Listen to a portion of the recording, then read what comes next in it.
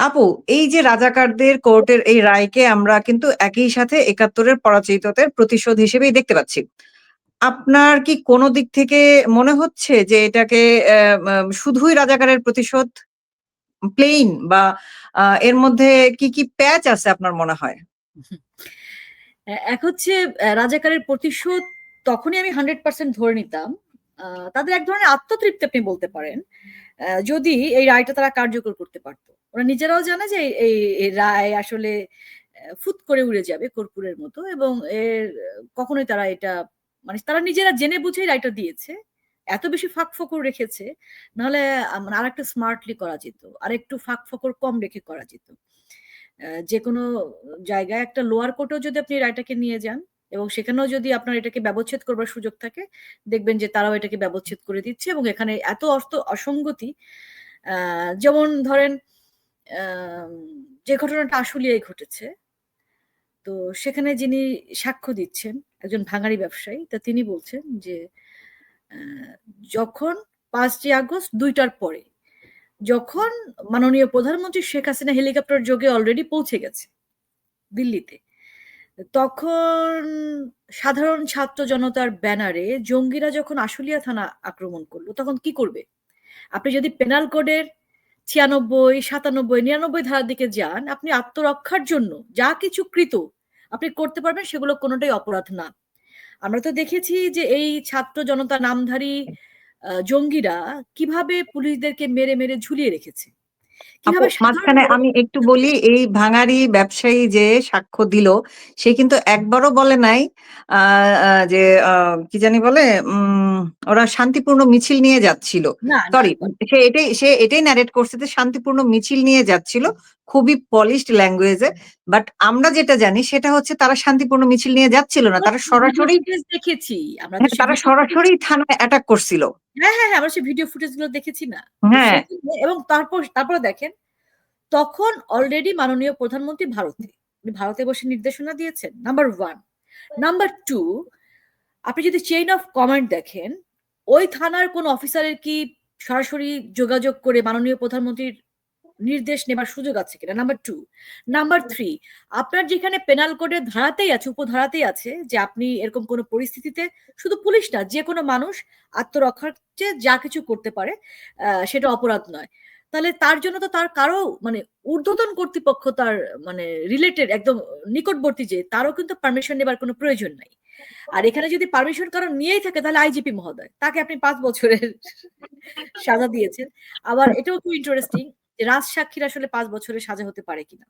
দেখেন, তার মানে কি? আমি রাজাকাররা আসলে আইনের ধারা সম্পর্কে এতটা এক্সপার্ট না। আপনি আমাদেরকে একটু ক্লিয়ারলি বলেন যে রাজসাক্ষী হইলেও মানে তার নির্দেশেই যদি হয়ে থাকে, রাজসাক্ষী মামুন সাহেব চেইন অফ হইছেন, খুব কমান্ড ভালো যদি কথা। চেইন অফ কমান্ড যদি তার ধরেন, কেন ৫ বছরের সাজা হবে? তাইলে তার রাজসাক্ষী হয়ে প্রফিটটা কি হইল? তো গিভ প্রফিটটা অ্যান্ড টেক যেটা একটা ব্যাপার। রাজসাক্ষী মানে কি হচ্ছে গিভ হয়েছে? অ্যান্ড টেক একটা প্রসেস। প্লেইন বাংলায় যেটাকে বলে, আইনের ভাষায় বাদ দিলাম। নরমাল মানুষের ভাষায় বললে রাজসাক্ষী মানে হচ্ছে গিভ অ্যান্ড টেক একটা প্রসেস। তো সেই প্রসেসে যাওয়ার পরেও যদি তার ৫ বছর জেল হয়। আপিলের সুযোগ রেখেছে, আপিলের সুযোগ রেখেছে। আরো একটা বিষয় আচ্ছা। কি জানেন? যেটা আমরা কানে শুনেছি, যেই রায়টা আমরা কানে শুনেছি, আপনি যদি রায়ের এরপরে কপি পান, আপনি দেখবেন যে সেই কানে শোনা রায়ের সাথে লিখিত রায়ের কোনো মিল নাই। এটা একটা গোপন তথ্য আমি আপনাকে দিচ্ছি। তারা কিছু জিনিস অলরেডি বদলে ফেলেছে। কি বদলে ফেলেছে? যেমন ৫ টি অভিযোগ তো, তার একটিতে মাননীয় প্রধানমন্ত্রী এবং স্বরাষ্ট্রমন্ত্রীর ২য় টিতে মৃত্যুদণ্ড, আইজিপির ৫ বছর। আরেকটা আছে যেটা লিখিত দিয়েছে, আ সেটা হচ্ছে একটাতে ছিল যে আ স্বরাষ্ট্রমন্ত্রীর কিছুই ছিল না আরকি। মানে তার ব্যাপারে কোনো কিছু লেখা ছিল না। শুধু একজনের জন্য রায়, সেটা হচ্ছে আমাদের মাননীয় প্রধানমন্ত্রীর আমৃত্যু কারাদণ্ড। সেখানে আবার এড করেছে। সেখানে স্বরাষ্ট্রমন্ত্রীরও যাবজ্জীবন এড করেছে। আ এই হচ্ছে বিষয়। আর এটা হচ্ছে পঞ্চম মানে পঞ্চম অভিযোগে এটা করা হয়েছে। এগুলো আমরা পরে পাবো। তার ৫ম মানে অভিযোগটা কিন্তু আপু আমার কাছে খুব হাস্যকর লাগছে যে আ আ মুক্তিযোদ্ধার নাতিপুতিরা কোটা পাবে না তো কি রাজাকারের নাতিপুতিরা পাবে? এটা এখন একটা দেখেন পলিটিক্যাল তারা স্টেটমেন্ট। এটা একটা পলিটিক্যাল স্টেটমেন্ট। সেই পলিটিক্যাল স্টেটমেন্টটাকে আপনারা বিচারে নিয়ে এসেছেন। শুধু তাই বিচারে নিয়ে আসছে। হ্যাঁ, আপনি বিচারে নিয়ে আসছে, তাইলে আপু দেখেন এখানে এইটাই যদি হয় তাহলে আমাদের আপসী নেত্রী নামে যিনি পরিচিত বিএনপির সভানেত্রী হোয়াট এভার উনি হইতে পারেন, বেগম খালেদা জিয়া যখন বলছিল যে কি এই চুপ করো, গোপালগঞ্জের নামই বদলায় দিব, গোপালই নাকি, তাহলে এইটার জন্য কি আমাদের আমরা যখন নেক্সট টার্মে আওয়ামী লীগ সরকার গঠন করতে আসবে তখন কি এইটা ওনারেও শাস্তির আদলে আনা যায় না? এটাও তো আমার কাছে মনে হচ্ছে যে ওনার তো শুধু ওইটা এটা না আপু, আমি আমি আমি বলি, কারণ হচ্ছে উনি যদি এই স্টেটমেন্ট, প্রধানমন্ত্রী শেখ হাসিনার এই বক্তব্যটা যদি উস্কানিমূলক বক্তব্যের কারণে এবং তাকে আমৃত্যু কারাদণ্ড দেওয়া হয়েছে এটা একটা একটা স্টেটমেন্টের কারণে, তাহলে তো খালেদা জিয়ার এই স্টেটমেন্টের জন্য তার অনেক আগেই জেলখানায় থাকা উচিত ছিল। সে তো আপনি পারেনি। আপনি মোহাম্মদ ইউনূসের যে একটা বক্তব্য আছে না, যে ফ্যাসিস্টটা কিন্তু গ্রামে গ্রামেও আছে। হ্যাঁ, গ্রামে গ্রামেও তাদের খুঁজতে হবে, এরকম একটা বক্তব্য দিল না কক্সবাজারের যেয়ে। তো তার মানে কি, সে এই আওয়ামী লীগের কর্মী এবং সমর্থকদের হত্যার জন্য তোমরা গ্রামে গ্রামে খোঁজ নাও, সেটাও কিন্তু উনি বলছেন।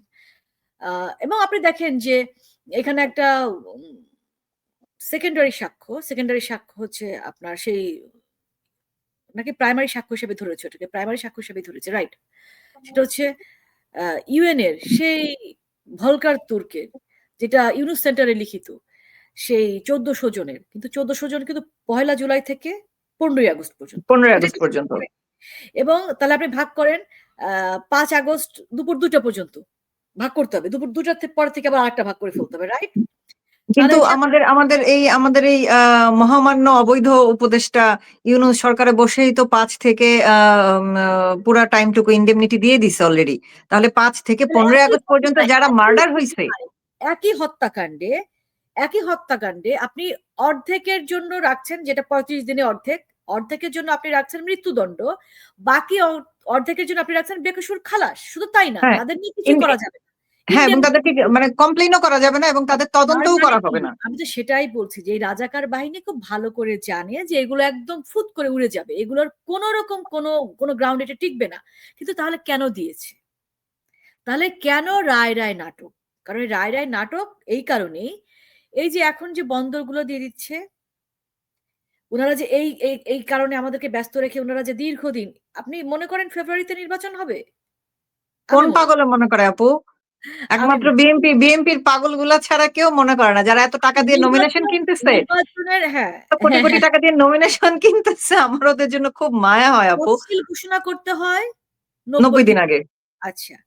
আজকে হচ্ছে আমার এখানে ১৯ তারিখ নভেম্বরের। বাংলাদেশে অলরেডি না ১৯ তারিখ। বাংলাদেশে অলরেডি ২০ বাংলাদেশে তারিখ হয়ে ২০ গেছে। তারিখ ২০ হয়ে তারিখে গেছে। ২০ তারিখ শুরু হয়ে আধা ঘন্টা চলেও গেছে। তাহলে কালকে যদি তফসিল হয় তাহলে আমরা ধরে নিব ২০ তারিখে, ফেব্রুয়ারির ২০ তারিখে নির্বাচন হবে, রাইট? বা ২১ তারিখে নির্বাচন হবে। আরেকটা হ্যাঁ, বিষয় হচ্ছে ফেব্রুয়ারি মাস কিন্তু ২৮ দিনে ২৮ এবছর। দিনে। ২৮ দিনে। কাজেই আপনাকে এই নভেম্বর মাসের ২৮ তারিখের ভেতরে তফসিল ঘোষণা করতে হবে।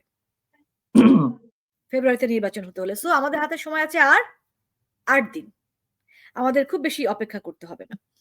এই তাইরে নাইরে নাই করে সে সময়টা পাস করবে। আপনি দেখেন যে দুটো দুটো বন্দরের অলরেডি লালদিয়া পানগাঁও। পানগাঁও, হ্যাঁ। এখন লালদিয়া, পানগাঁও ওরা এই ইন ইন্টারিম সরকার আসছে অল্প কিছুদিনের জন্য, তাই না? এই এত অল্প কিছুদিনের জন্য আসা একটি সরকার, যার কোনো জনসমর্থন নাই বা সে সুযোগও নাই, সে কি করে ২০ বছর ৩০ বছরের চুক্তি করে? এটা তো তার কাজ না। এটা কি তার কাজ? আমি তার ভেতরে কথা বলছি না, তার মুখের যে কথা বা অফিসিয়ালি যে কথা, সে অফিসিয়ালি তো এইসব কাজ করার দরকার তোমার না। না আপু, মাঝখানে পররাষ্ট্র, কিন্তু একটা আমি বলি, আপনার তাহলে বলতে আরো সুবিধা হবে, যে আপনার হেল্প হবে, আমি ইনফরমেশনটা দেই। তারা সরকারি অফিসারদের পে স্কেল নিয়ে বলছিল বাড়ায় দিবে, এরপর তারা নিজেরাই স্বীকার করছে যে আমাদের এটা এখতিয়ারের মধ্যে নাই। তাইলে হ্যাঁ, তোরা কোন ক্ষমতা বলে বন্দরগুলো দিয়ে দিচ্ছি সেটা আমাদের কাছে সেটা কোন ডিসক্লোজ কর। এখতিয়ার? সেটা কোন এখতিয়ার? কোন এখতিয়ারের মধ্যে পড়ে এটা? কোন এখতিয়ারের মধ্যে পড়ে না। তাহলে এবং কেন এটা করতেছে? এবং এবং মনিটরিং যেটা, আমরা সবসময় যেটা শুনে আসছি আপু, আওয়ামী লীগের শাসন আমলে প্রতিবার, মানে আমি জন্মের পর থেকে, বুঝ হওয়ার পর থেকে যেটা শুনে আসছি, যে আওয়ামী লীগ ক্ষমতায় আসলেই বাংলাদেশ ইন্ডিয়ার করদ রাজ্য হয়ে যাবে। না, করদ রাজ্য তো এটা নতুন শুনতেছি, জুলাই থেকে ২৪ সালের, যেটা সবসময় শুনছি, বাংলাদেশ ইন্ডিয়ার কাছে বেচে দিবে। হুম, হুম, হুম, আমাকে এখন একটু বলেন যে গত ১৬ মাসে তারা একটাও দলিল কিংবা কোনো ধরনের কোনো রেকর্ড আমাদেরকে দেখাইতে পারে নাই। আমাদেরকে বাদ দিলেন। আমরা তো আওয়ামী লীগের অন্ধ অন্ধ দালাল। আমরা না হয় বাদ। তাহলে যারা নরমাল পাবলিক তাদের সামনে কি তারা এমন কোন প্রমাণ দিতে পারছে যাতে মনে হইছে যে আওয়ামী লীগ দেশ বিক্রি করে দিছে ইন্ডিয়ার কাছে এরকম বা কোনো চুক্তি অন্য বাতিল কোন করেছে, দেশের কাছে? কোনো চুক্তি কিন্তু আমরা বাতিল তো করেছে। এখন দেখতে পাচ্ছি যে এরা বন্দর চুক্তি করে দিচ্ছে ৩০-৩৫ বছরের জন্য এবং তাদের কোনো পাবলিক ম্যান্ডেট নাই। ফারহানা, এইসবের কারণ কি? এই ইন্ডিয়ার বিষয়ে একটু আসি। ইন্ডিয়ার বিষয়ে আমরা স্ববিরোধী বক্তব্য শুনেছি ২ অ্যাডভাইজারের কাছে। একজন হচ্ছে আসিফ মাহমুদ সজীব ভুইয়া, ওই গুন্ডা ছেলেটা। আ ও বলছে যে অনেক চুক্তি বাতিল করা হয়েছে। আর তখন পররাষ্ট্র উপদেষ্টা যিনি উনি বলেছেন যে না, তৌহিদ। কোনো চুক্তি বাতিল হয়নি। তো এই ব্যাপারে তার কোনো কিছু সে কিছু জানেন না। তো এই যে স্ববিরোধী ২ জন বক্তব্য, এরাই তো মানে কথায় ঠিক নাই। কিন্তু আমাদের একটু বন্দরে আবার ফিরে যেতে হবে। আমাদের পানগাঁও এবং লালদিয়া বন্দরের পরে নতুন যে বন্দর দিয়ে দেবার ষড়যন্ত্র শুরু হয়েছে সেটা কিন্তু নিউ মোরিং। এটা খুবই ইম্পোর্টেন্ট, যেটা নিয়ে আসলে আন্দোলন শুরু হয়েছে। আমাদের এখানে ভীষণভাবে মনোযোগ দিতে হবে। নিউ মোরিং কন্টেইনার টার্মিনাল আসলে আ এটা কিন্তু আমাদের আ আপনি জানেন কিনা খুব লাভজনক একটা বন্দর। মানে এটা না আমরা লস করছি। কোন যুক্তি নাই এটা দেওয়ার জন্য এবং এটা আমাদের আম নৌবাহিনী ওনারা পরিচালনা করছেন। তারাই পরিচালনা করছেন এবং এটা নিয়ে অলরেডি আন্দোলন শুরু হয়েছে। আ মানুষের কথা কে বলছে আন্দোলনের নেতৃত্ব দিচ্ছে ডিসেম্বরে দিয়ে আপু? দেওয়ার কথা। আনু মোহাম্মদ? মরহুম আনু মোহাম্মদ? ডিসেম্বরে এটা দিয়ে দেওয়ার কথা। এই ডিসেম্বরে। সো এটা নিয়ে আমাদের সারা বাংলাদেশের মানুষের সজাগ হতে হবে। আনু মোহাম্মদ আসলে উনি যেহেতু পেইড ছিলেন, আমি এটা যদিও আমার কাছে প্রমাণ নেই।